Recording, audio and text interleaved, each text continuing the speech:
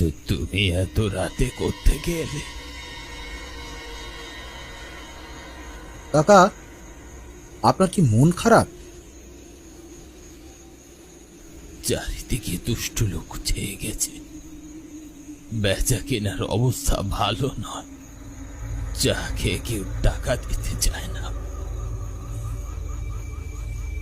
কাকা, আমাকে এক কাপ চা দাও তো।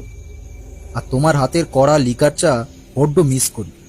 কলকাতায় ওই কি সব মেশিনের চা আর ভালো লাগে না।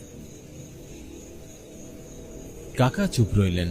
আমি ভালো করে লক্ষ্য করলাম আমার দিকে বড় বড় চোখ করে তাকিয়ে রয়েছেন। ওনার চাহনিতে কেন যেন আমার বড্ড ভয় করছিল।